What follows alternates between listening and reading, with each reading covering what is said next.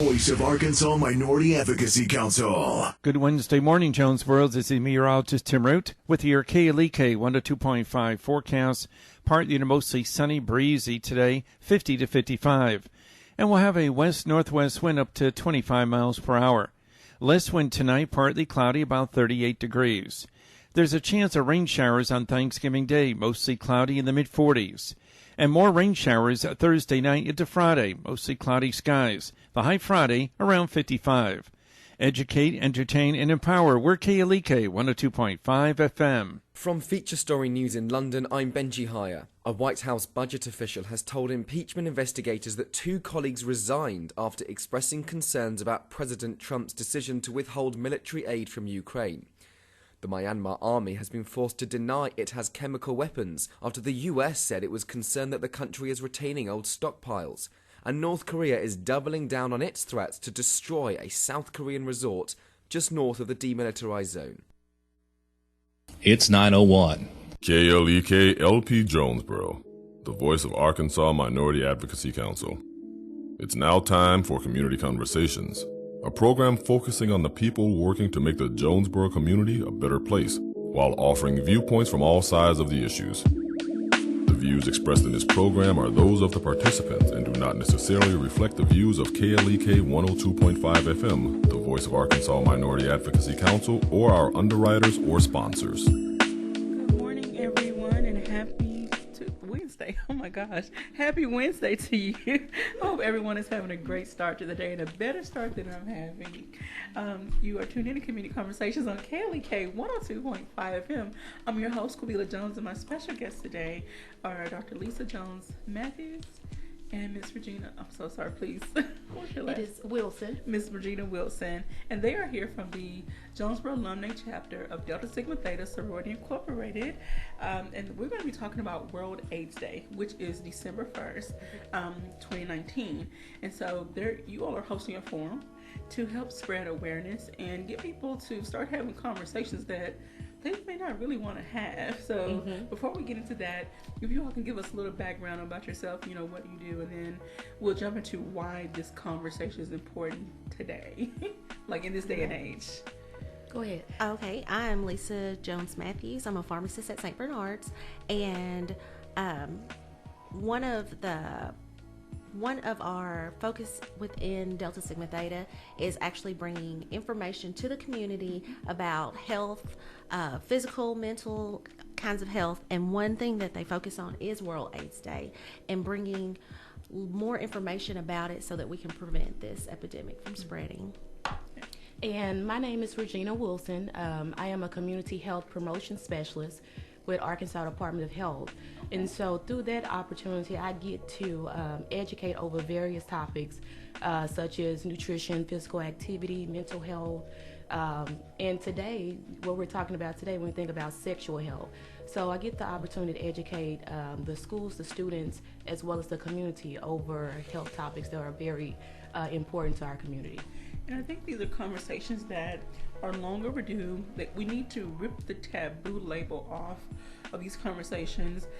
I know we don't live in a perfect world, so not everybody's having sex within a marriage, or in a committed relationship, and some people are just playing Russian roulette with their sexuality. Yes. And so we need to be mindful and aware of sexual health.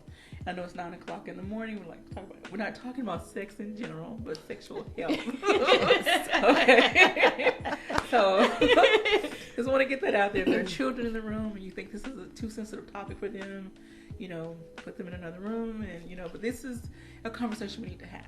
Yes. Too many people are dying unnecessarily because they're not taking the necessary precautions to protect their health. And so, what are some things that you all will be highlighting at the forum? So we will actually have a speaker. Her name is LaTanya Softwell. Okay. And so she is a researcher, and she's done a variety of different programs. Now, one of the programs that kind of stick out that she's going to focus on and that we're going to talk about at the forum are the stats for HIV, especially when we think about in our Delta region, including Craighead County. Because the Delta region, if we looked at the map, we know that the numbers for the Delta region is very high, unfortunately. Yes. And so not only is she going to talk about our stats, she's going to talk about what HIV is, what AIDS is, how you actually contract these diseases, how you actually protect yourself, prevent yourself from actually getting HIV/AIDS. And something that's amazing about her is that she's actually living with HIV/AIDS. Okay. And she can actually talk about us, people actually living with AIDS but having a regular life. Okay. And I want to throw some websites, and I'll put for those that are watching on our Facebook Live feed. Good morning, Miss Pamela Comikel. I'm going to put some links into our Facebook Live feed so that people can go and look up more information for themselves. Mm-hmm. And so, one thing I want to backtrack and talk about, there is a national website. It's called UNAIDS AIDS. And so the theme for this year is communities make the difference. Mm-hmm. And from what I'm getting from you all, being a part of a community, an organization, and then in your respective careers, you are still working within your community to raise awareness, to make a difference. So I hope that people really support this event, come out, take notes, and then take it back to their social groups, and we can continue this domino effect of spreading information and not spreading disease. Yes, very much so. Very much so. Okay, moving on. I want to get into talking about Arkansas and then the Delta in particular. What have been, from your experience, research, conversations, what has been some of the contributing factors, or are there any pinpointed contributing factors to why the numbers are so high in those regions? I guess I'll start. I think that one of the contributing factors of why it's spreading so rapidly in the Delta and in the Black community is because we don't talk. Okay. Yes. We as a people don't talk about our health. We don't want people to be all in our business. We just don't discuss things, because knowledge can be power, but, I don't want you to know all my business. Mm-hmm. And so just not talking about it or being comfortable with ourselves. I guess one other thing I really think has contributed to it is that there's a lot of children are inundated with a lot of sexual imagery and just seeing things that back in my day were totally inappropriate. Because a child was supposed to stay in a child's place, and this is grown folks' business, and so more and more children are seeing things that, are more risque, that have sexual tension or is sexually charged or, is more intimate. And so they're seeing things and they think that it's more comfortable, but it's truly something that they need to know about. They need to know that, okay, I'm at this age, I need to have this kind of conversation that says, maybe I'm not ready. Maybe I'm not ready to have sex at 12 and 13 and 14 and I mean you just really it's more mental than these children are really believing it is. Yes. I wish I had someone when I was a teenager just literally snatch me by the collar and say, it's more than the physical aspect of it, it's the mental and then the health aspect. I grew up in a family with older individuals, and I think that from my perspective, that's another factor is the age gap between the parent and the child and the grandparent is getting smaller. And so there are not a lot of teaching educational moments between, conversations having in these families. So everyone's kind of living this fast-paced lifestyle and everyone's out for themselves, or, they're kind of taking care of themselves. And so no one's sitting down and having these conversations. We don't have a lot of big mamas anymore. Right. So, and I'm not trying to throw shade and knock anybody. Look, I was a young parent, and I'm speaking from a personal perspective. There are conversations that I wish I had with my son when he was 13 and 14 that we're kind of just now having at 22. Right. So, from my perspective, that's another factor. I would also share, I totally agree with you guys. I feel like we need to be able to communicate. We have to talk to them about it. because a lot of times, just based on me just working in the schools and also working in the community, a lot of times you have parents that say, well, my child's not doing this. My child is not doing this. And sometimes when we go into schools, we have schools that say, well, it's the responsibility of the parent. We don't need you teaching our children about STD, AIDS, just sexual health. But what we found is that sometimes, there may be, not all parents, and I'm not speaking to putting all parents or all schools in a box, but you also have some parents, they weren't taught when they were younger. So what do you say to your kid when they're asking about various sexual topics? Like, how do I explain it? You know what it is, but how do I explain this to my child? Because we also know that children are going to ask a lot of questions. And another thing that I think that we have to work on breaking is the stigma attached to STDs, AIDS, HIV, and sex. So it is sex. Just even the stigma of sex. Yes, because it's natural. It just goes back to, like you were saying, actually having that emotional maturity to actually handle this. Is this something I can do right now? Then also, if I got into a situation where I get pregnant, or the person, the dad or mom, anyone's not there taking care of the child, what am I going to do from there? How expensive is it to have children? So we have to educate them, not just on, necessarily saying, okay, this is sex, this is what happens when you do this, but also educating them about what happens, what's next after this. Right. So I think that's very important. Yes, ma'am. I want to say good morning to Miss LaTwala Lambert-Knowlton. She does an awesome job, ladies. Thank you for checking in. Thank you for everyone else out there that is listening and watching. Please contribute to the conversation. If you have any, personal insight, or you just have information to share, please drop it in our Facebook Live feed, or give us a call in the studio, 870-277-1080. Okay, I want to go back and talk about the STD, STI portion, and how in the HIV aspect, because once you're diagnosed with AIDS, you're already at the point of now you're on a lifelong regimen of medication and treatment. So before we get there are preventative measures that can be taken. Again, from your perspective, from your experience in your career, do you notice that there's still not a discussion on taking those preventative steps, those preventative measures, to even get to the AIDS aspect, just even preventing the STD, STI? Yes, as we were talking about earlier, when we think about the Delta region has the highest cases of HIV, AIDS.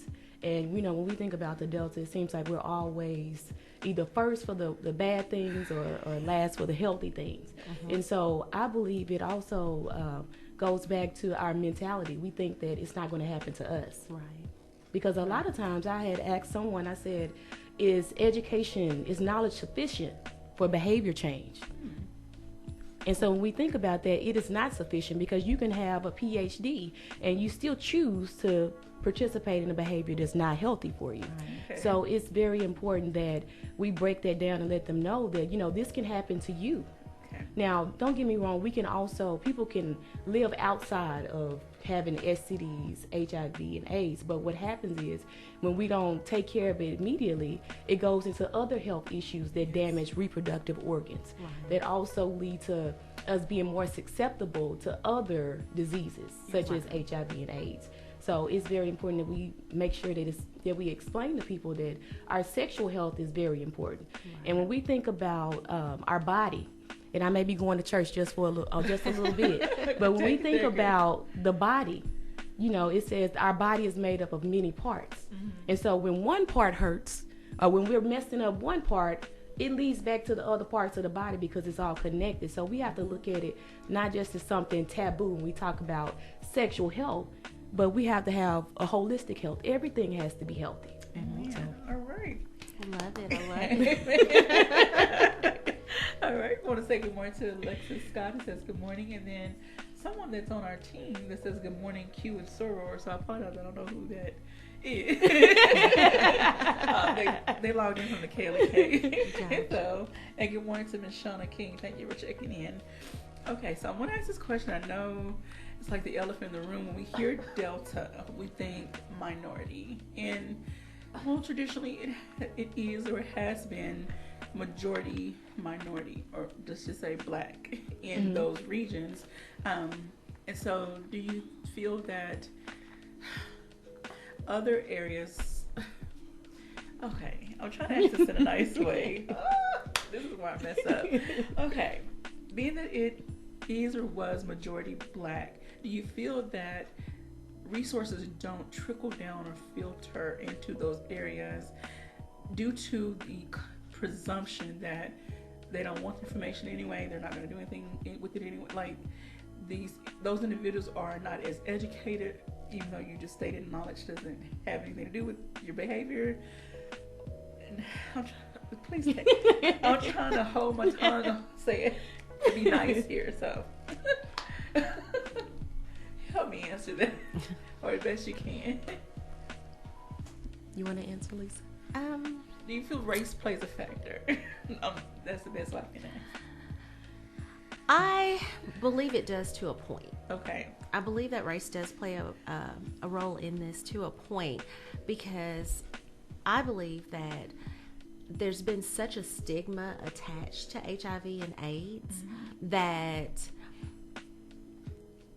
the black community doesn't participate because they don't want to be the person who says, well, you know, Dr. Jones Matthews went to that program, I wonder what she has. Or, oh, you know, Regina Wilson went to that program, what does she have? Instead of saying, I'm going so that I can learn and I can be able to teach somebody else something. Okay. You know, I think the participation sometimes is so low in our community to actually show up and show out to things that resources are redirected.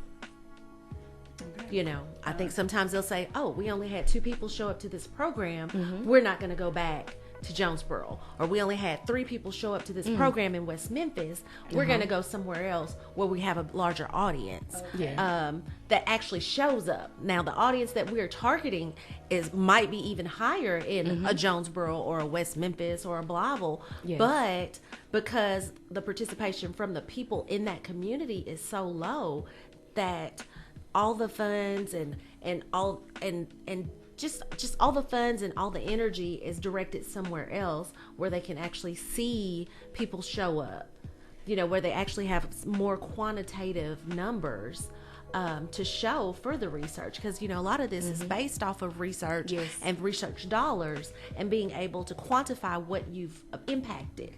And so if the African American community doesn't go out to show, hey, this is serious in our community also, then those dollars are sometimes pulled back. They don't, you know, I don't know if anybody's going to show up. We might not need to, you know, go there this time. Let's try Memphis, or let's try, you know, let's try a bigger city that has 200, 300,000 people, 1 million people, and we might get 100 people show up. Whereas our 65, 75,000 people in Jonesboro, and we had 10 people show up.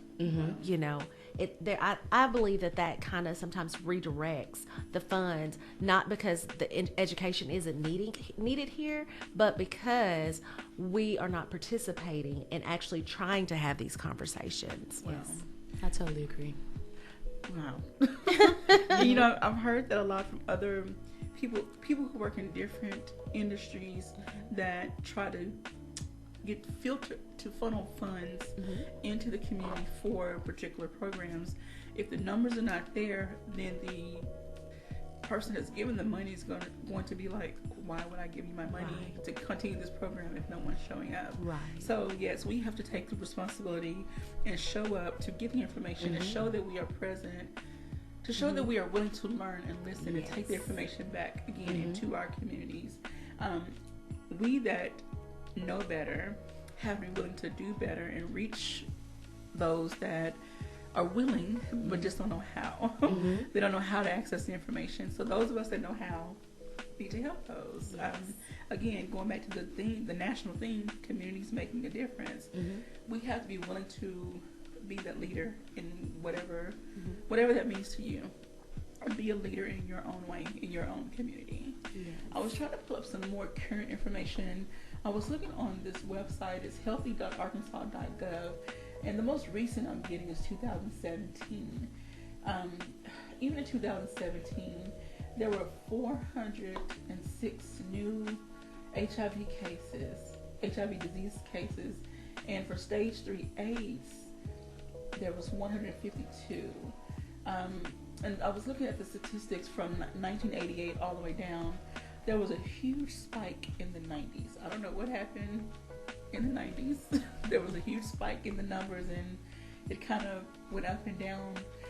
But again, I think it goes back to people not being responsible, not becoming more educated and aware, and not taking the necessary precautions to prevent being a statistic. And I hate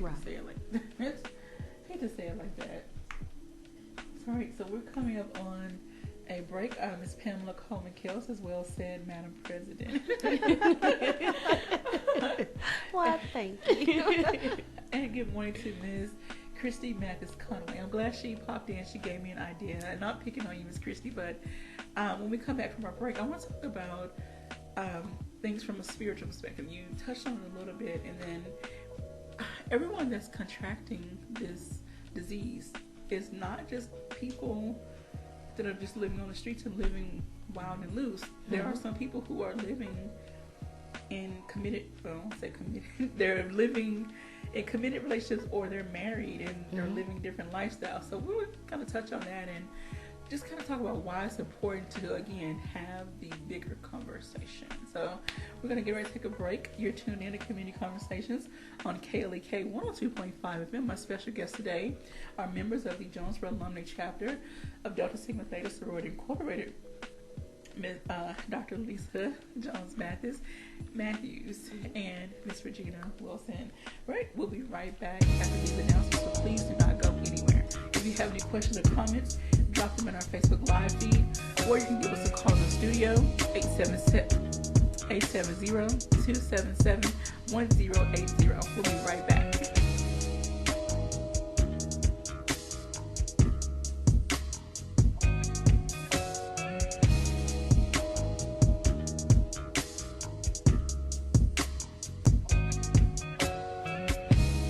You're listening to Community Conversations on KLEK 102.5 FM. We'll be right back.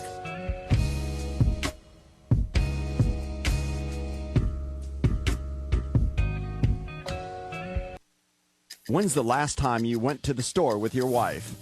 I'm Mark Merrill with today's Family Minute. It's no mystery. Many women enjoy shopping as an experience. On the other hand, most men shop with the hunter mentality.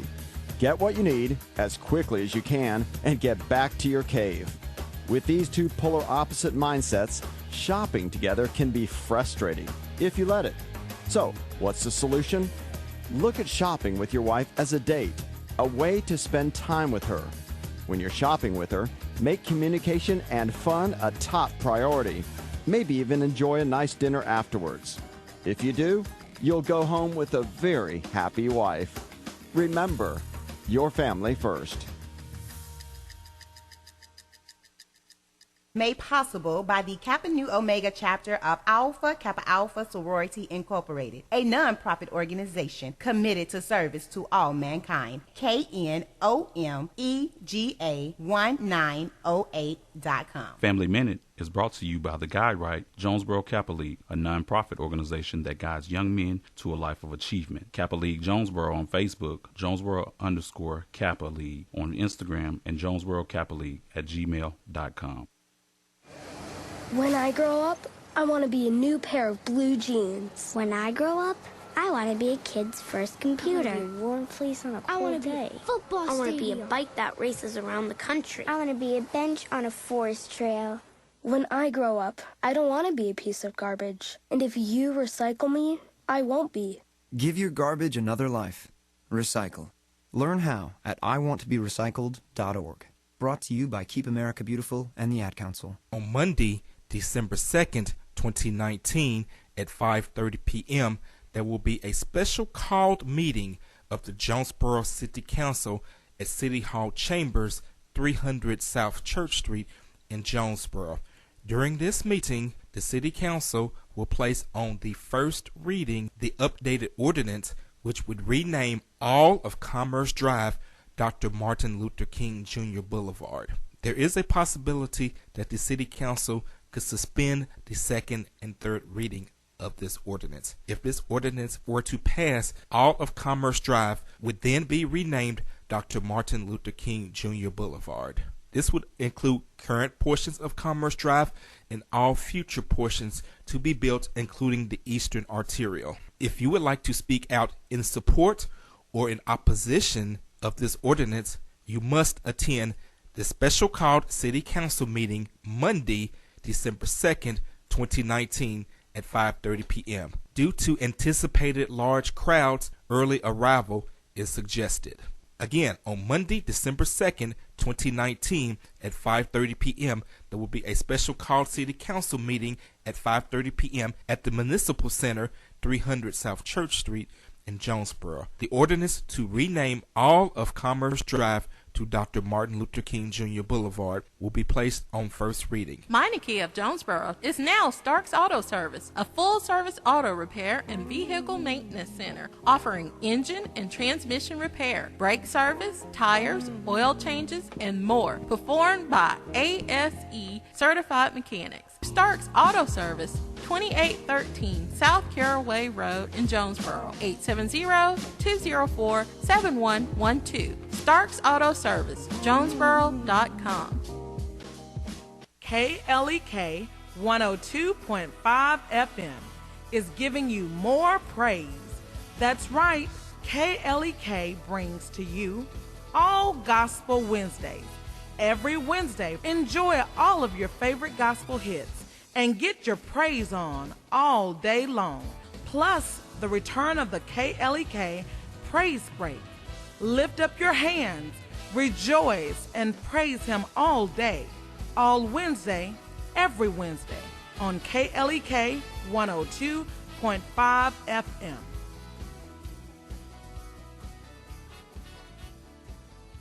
House of Details, located at 3915 East Highland in Jonesboro, is a proud supporter of KLEK, offering detailing on any type of vehicle, basic wash, hand wash, shampoo, interior cleaning, waxing, buffering, headlight restoration, pickup, delivery, and more, with the motto of anything mean we can clean. Details at 870-273-5187. House of Details on Facebook and at klekfm.org.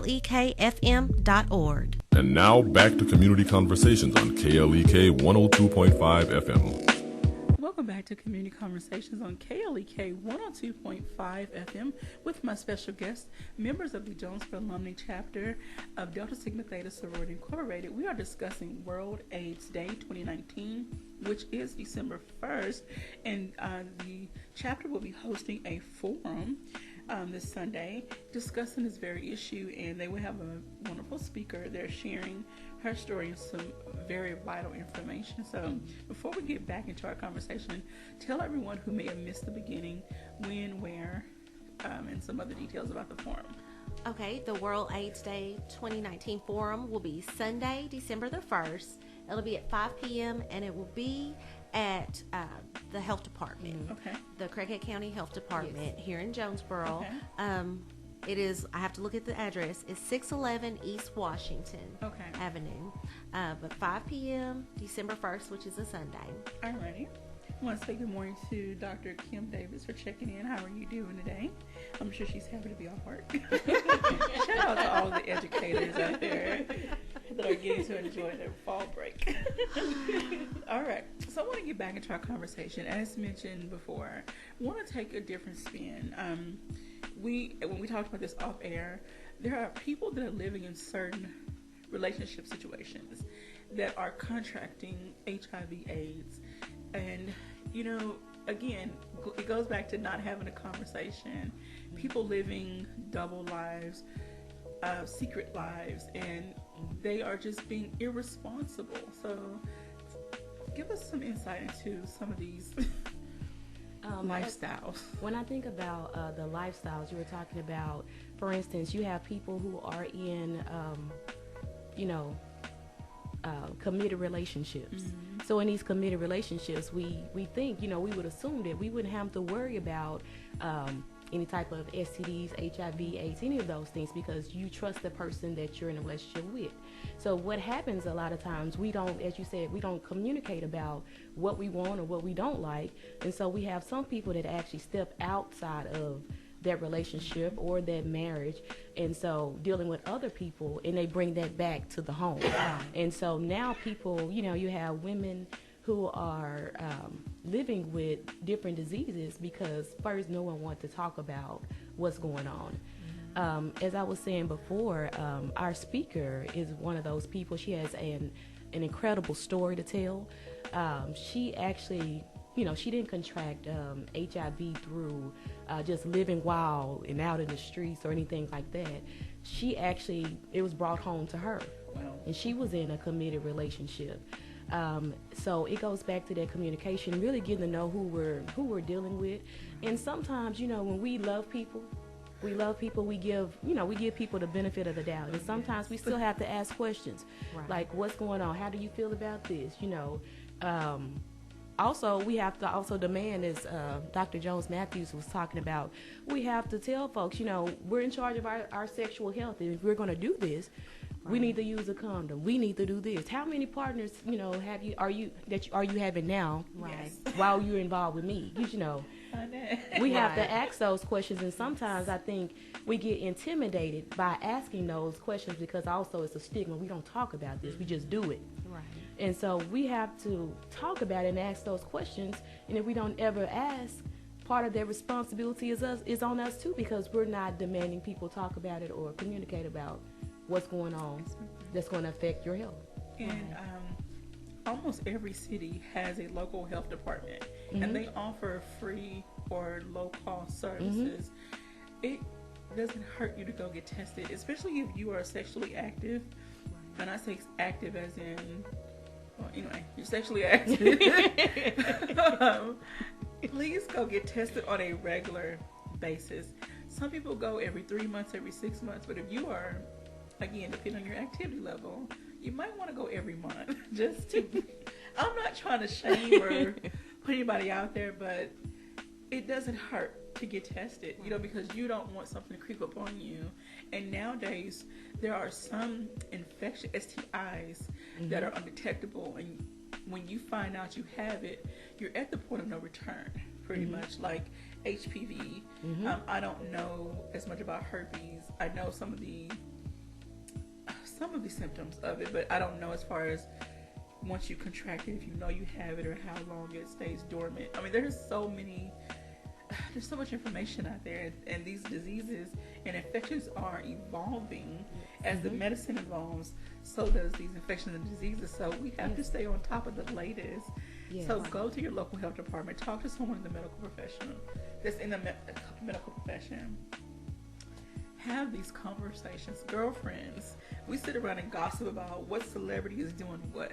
Right. Let's change the conversation. Yes.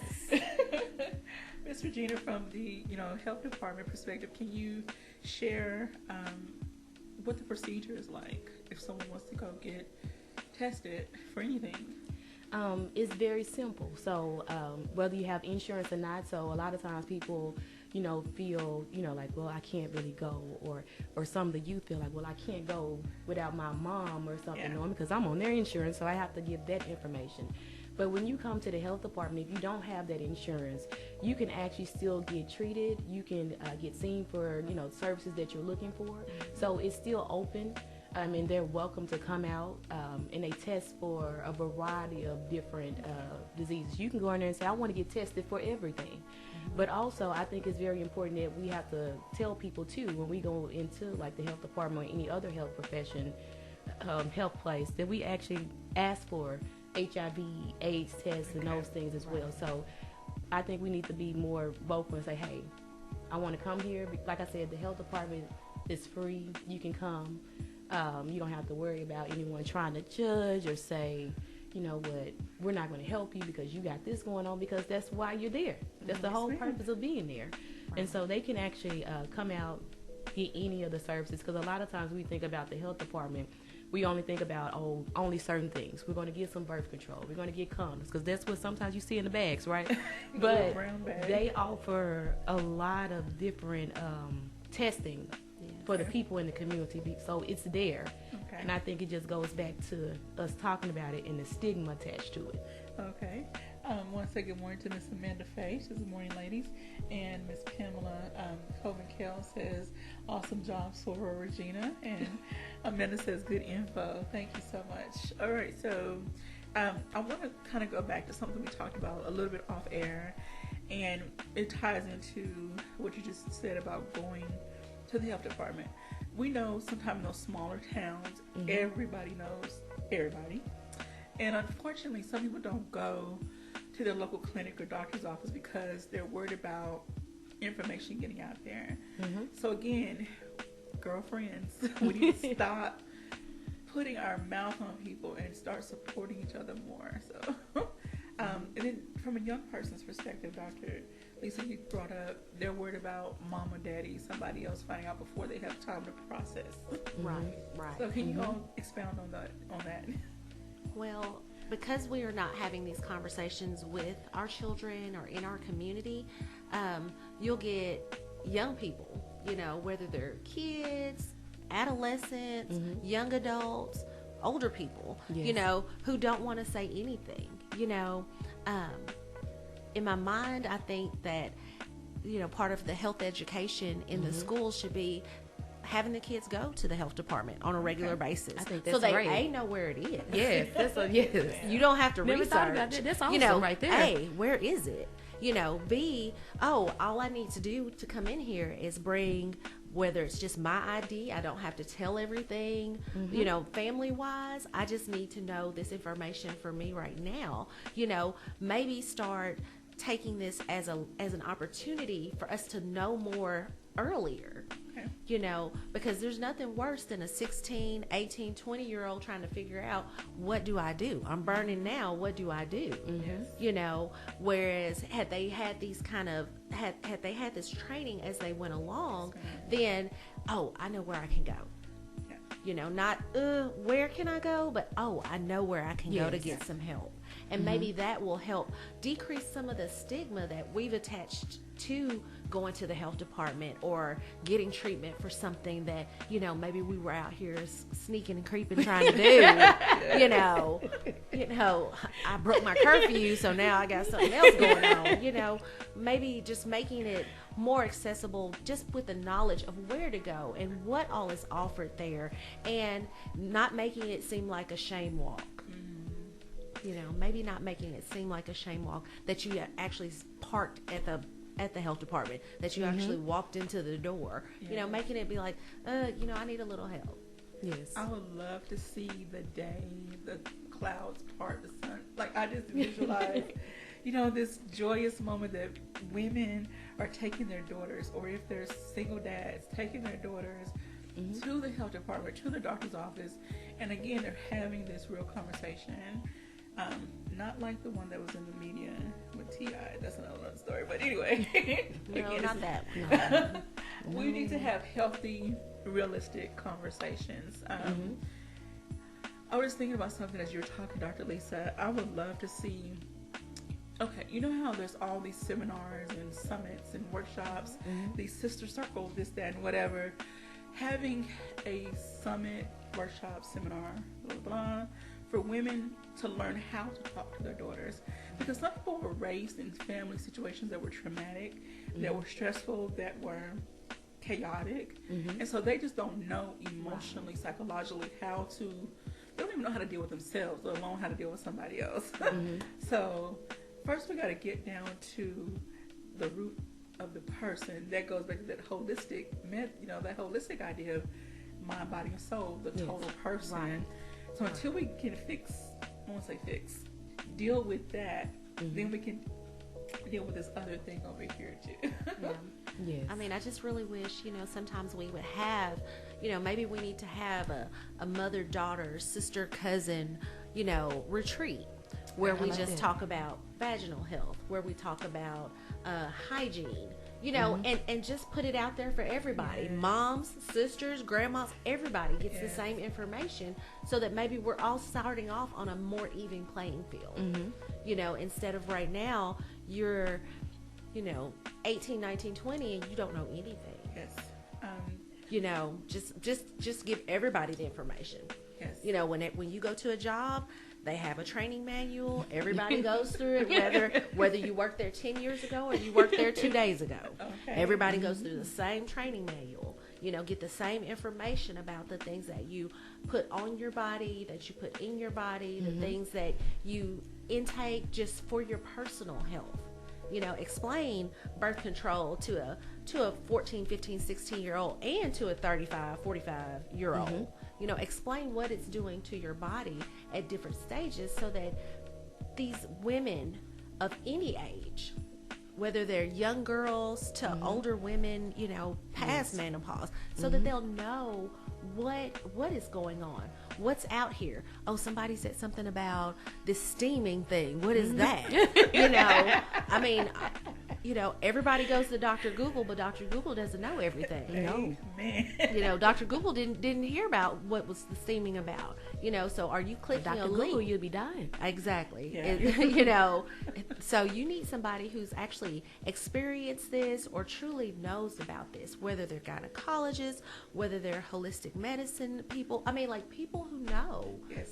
Give everybody the same playing field, give everybody the same knowledge base, so that we as a people can overcome things like this and stop this epidemic from spreading in our community. Yes. We already have enough working against us. Let's not add one more thing to the mix. So, ladies, if you're out there, I encourage you to go to the summit. Men, if you have a lady in your life, you have a mother, sister, daughter, cousin, somebody, grandma, Come and get knowledge. Come and get the information. Come and get the information. Yes. Because it really does affect us. Oh, it's not me, but it might be somebody you know. That's if it's right. not you, it might be somebody you know. They say that 1 in 7 people have it and may not know about it. Like, do you want to be the one person who doesn't know, or do you want to know about it so that you can prevent it from being you? And then I think 90% of the new cases, when we think about HIV, is between people who are having sex with just a variety of just different people. Wow. Like, I'm not ready to commit to you, but you have to think about it. Everything that you're doing out here, you bring it home. And it's just dangerous to think that you are Teflon, that everything's going to bounce off of you, nothing's going to stick, because you only get one body. That's right. You can go out here and have surgeries to fix this and fix that. Have my eyes done. I got 20/20 vision now. To get some of this Oh vision. yeah, genetically, I had some really bad eyes, but I paid to get some good ones. But there's certain things that you can't buy another one. You can't fix it.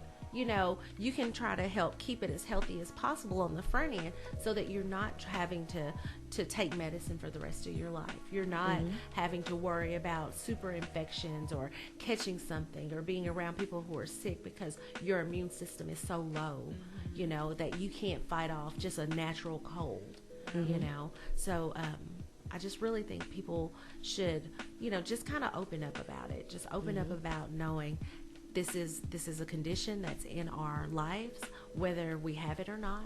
It's in our country. It is a part of our people. It's a part of every person that is in the United States, in the world. This isn't just that just happens over there type of disease. This happens everywhere. It's right here in our own backyard. And knowledge can be power. When we talked about people being in committed relationships, there's people out here on drugs. Sharing needles with people who are infected, and they can get infected that way with HIV/AIDS. And we look at that. Oh, they're on drugs. And we're not thinking about what if that person cleans their life up. They still went out there and lived a risky lifestyle, and they may or may not have contracted something, but they need to know too. Yes. Because knowledge is power. Then you also have the people, say that you already know that I'm participating in some risky sexual behavior. Now they actually have medicines. You have the PEP where you can take that within 72 hours. Mm-hmm. And so you can take that after you feel like, okay, maybe I've contracted HIV or somebody that I've been involved with has HIV. And then also you have the PrEP. Mm-hmm. So you know that, I decide, okay, I'm going to be living this life. A lot of times when we think about PrEP, we think about gay men or gay couples. But this can be for anybody. It could be for man and woman. One has HIV. Mm-hmm. And so what it does, it prevents that person. They take this medicine and they have to take the medicine regularly. Okay. But what it does, it prevents them from actually getting it. Right. So there are other ways. We talk about, making sure we know what we're doing, using protection. But you also have other options. So really there's no excuse for us to actually be healthy. So you have those options as well when we think about self-care. Yes. And for those of us who may have family or friends that have been diagnosed, we need to then switch to that supporter mode. Yes. The last thing they need is for us to turn our backs on them and start treating them like society is going to treat them, and start shunning them and start giving them the long hand, arm treatment. And that's the last thing they need, because that can send someone down into a depressive state. Mm-hmm. They're already dealing with the idea of, with the knowledge of, okay, I have this disease, what now? The last thing they need is for all their friends and family to turn their backs on them. So we need to learn how to be more supportive. Would that be something that may be discussed at the forum? How to, in turn, be a support system for someone? Yes, that will be something that will be talked about. And it's very, very important that we support the people around us, because honestly, who says you won't get something? Who says something won't happen in your life that's so devastating or embarrassing to yourself that you don't want anyone to know? Right. So I think also something that's very important when we think about not just our families, our individual people, families, and the communities, we have to also instill trust. People don't get help or people don't talk about things because they don't feel like they can trust people. Right. Because when we think about the world that we live in, the first thing, we're all human. But the first thing that we want to do, we're going to gossip about what happened to little Susie or little Jeff over here. He had this or that. And we can also relate to people in our families. We all know someone who has either contracted HIV, they're living with AIDS, has STDs, had kids when, as a teenager. We know that. But who are we to judge? God is the judge. Right. So it goes back to making sure when kids are younger, or even as we're older, we're grown now, instilling that it's okay to talk about it and you can trust me. Because if we don't talk to people, especially youth, that they don't feel like they can trust you with the information, they're not going to tell you anything. And they're not going to get help from adults, because a lot of times it's the adults. We're the ones talking, sharing information so everyone else knows sometimes. So we have to remind ourselves this information is confidential. In order to reach people where they are, we have to sometimes, be that listening ear, be that educator. All right, we're going to put a pause right there. When we come back, we will wrap up our discussion and give people the date, time, and location again. Tune in to Community Conversations on KLEK 102.5 FM. Good morning, Dr. Jones. Thank you for checking in. We'll be right back after these announcements.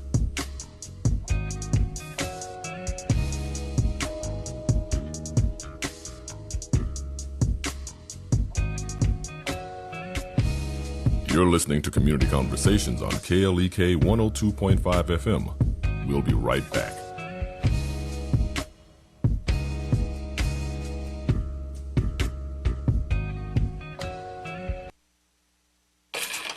We're back with Money Matters. I'm Alfred Edmond Jr. My definition of credit card abuse is using credit to buy things that you don't have the cash for.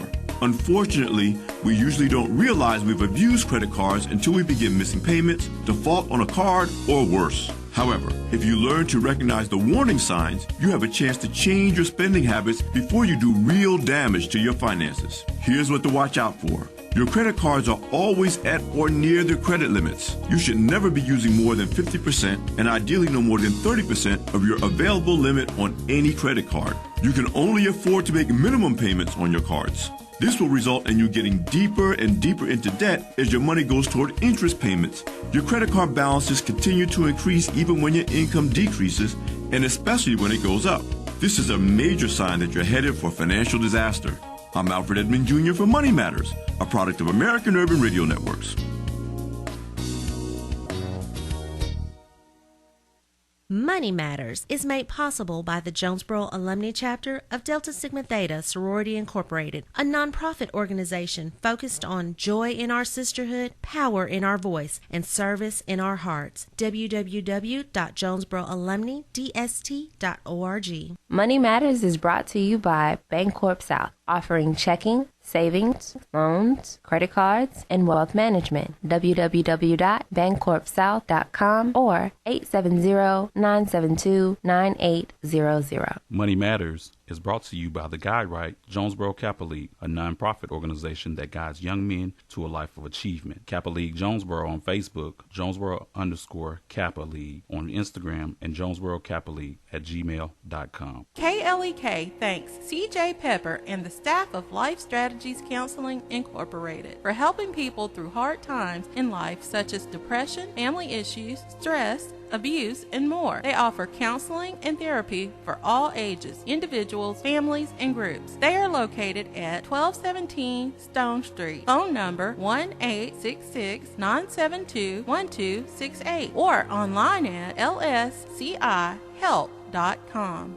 Hi, I'm R-Dub, host of Sunday Night Slow Jams, with a special invitation to join me this Sunday night. We're gonna slow it down and make the most of the last few moments of your weekend with slow jams and special expressions to the ones you love. So come on through and bring a friend. I'll see you for Sunday Night Slow Jams. Sundays from 8 to midnight on 102.5 KLEK.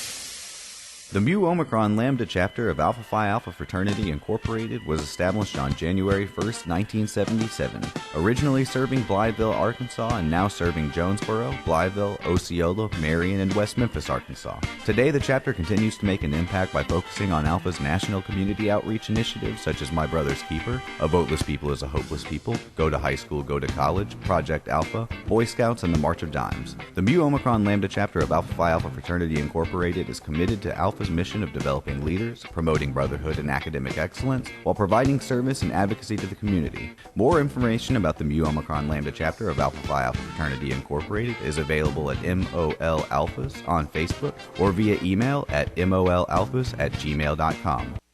KLEK 102.5 FM salutes small businesses. Small businesses promote local character and success, keeping money in the local economy, local jobs, entrepreneurship, community well-being, and so much more. Contact us today to learn more on how your small business could be featured on KLEK for as little as $25 per month. Shout out to Letitia Fox Rochelle and Foxy's Fabulous Accessories, an independent paparazzi jewelry consultant. FoxySKB.com, Foxy's Fabulous Accessories on Facebook, or 870-761-4323. Russell Wilson here with Play 60, United Way and the NFL are helping kids play at least 60 minutes a day. Healthy kids! To get involved, go to unitedway.org/play60. Donate! Are you guys going to do that every time? Yes, of course! Brought to you by United Way and the Ad Council. And now back to Community Conversations on KLEK 102.5 FM. Welcome back to Community Conversations on KLEK 102.5 FM. Trying to keep my composure because we have a really great conversation off the air as well. We're going to try to keep it on track, and give you some information again for those that may have missed it about the upcoming World AIDS Day 2019 Forum. All right, ladies, take it away. Okay. The World AIDS Day 2019 Forum will be Sunday, December the 1st at 5 p.m. And it will be at the Health Department here in Jonesboro. Okay. The location is 611 East Washington Avenue. That's 5 p.m. on December 1st, which is a Sunday. So please come out. We'll have an awesome speaker. Space is limited. Okay. Space is limited, so please register on Eventbrite to make sure that you have a seat. Okay. So again, we want everybody to go out. Let's remove these labels of stigma. Let's stop feeling like, well, if I go, somebody sees me. What am I going for? Is something wrong with me? Stop. Just stop. Go and get the information. We've talked about people living in different types of relationships, how things that are happening should be. We need to have conversations. Yes. So anyway, I'm sorry. I'm trying to get my thoughts here. Go ahead, ladies. I think it's very important that we communicate with the person that we're sexually active with, regardless if that's a marriage, whether that's a committed relationship, or just, you guys having casual sex. You have to make sure that you understand, what you're dealing with, because I was telling the ladies before, they did an activity with us. When I was younger, they would get the Oreos. They would have a clean cup of water, nothing in it. But after you have sex that first time, it gets a little dirty. And then when we think about other people that our partners have been with, it dirties our water too, because basically it's just like us having sex with them, because we're getting some of the same leftover residue. Yeah, I couldn't find another word. I was thinking, like, I didn't want to say what I wanted to say, but basically you getting all that mixed in, so you have the same things. And then we think about all the different partners. So it's very important that we communicate with who we're with, and then also make people, stand for something. Like, you have to communicate with me. Who are you dealing with? Me and you are involved. Whether you're in a committed relationship or not, I need to know what's going on, because I'm having sex with you now. Yes. So who else are you having sex with? Right. Or doing any type of sexual, any type of sexual actions with? I need to know this, because what happens is we don't talk about it. Either you're embarrassed about what you're doing, or you have a lot of people that just want to play games too. You have that as well, so they're not going to communicate about it, but it affects the health. So when we don't talk about it, people get the rates go up. Yes. And then when people actually get different diseases, they don't really want to talk about it, because the story that comes behind it. How did you get this? Mm-hmm. Right. One thing we didn't touch on, if you are a parent, you contract HIV/AIDS. HIV is not a death sentence. However, once you get to the AIDS side, again, it's just basically treating the symptom. It's no cure as of yet that we know of. Now you have a family to deal with. Think about, what am I going to leave behind when my time comes? Because eventually your body will shut down, your immune system will shut down. Yes. Things are going to happen. So you have children, you have family members. What now? So we have 2 minutes left. So I don't know if you want to touch on that, leave it for the forum, or you want to. I'm going to leave some of it for the forum. Right. I do definitely want to reiterate that the forum will be December the 1st at 5 p.m. at the Health Department here in Jonesboro, 611 East Washington. Please come out. Register on Eventbrite to make sure that you have a seat at this table, so that you can take this information, take it to your family and the rest of our community, because the community is what is going to help to prevent this disease from spreading even more. That's right. That is what we need. We need information for us as a people to know, so that we can train others to be able to prevent it from spreading. Yes, ma'am. Regina, in the last minute and a half. I would just want to add on to what Lisa said. Also, come open-minded, come willing to learn something, because we don't know it all. It doesn't matter how old we get. There's something that we can be taught. And so just come open-minded, and just remind you guys, it's a free event to get some knowledge. And then we will have light refreshments, so we just want you guys to come out. It doesn't matter how old. Now, we don't want too young, but we want it's open to young adults and older adults as well. We want everyone to come out. Yes. Anyone who needs knowledge, anyone who really needs the knowledge needs to come out. Yes. And just to learn, to know that there's not a stigma here, that we are just trying to get information out to protect our community. That's what we're about. All right. Well, I can't thank you ladies so much. I can't thank you ladies enough for joining me today and sharing this information. I hope people took notes, paid attention, and are starting to have these conversations. Girlfriends, I'm talking to you. Have these conversations. Tomorrow's Thanksgiving. I hope everyone has a happy and blessed day with their family as you celebrate. Take on an attitude of gratitude, and remember those that are less fortunate than you are. So, again, hope everyone has a great and blessed day. Thank you for tuning in to Community Conversations. We will see you on Monday.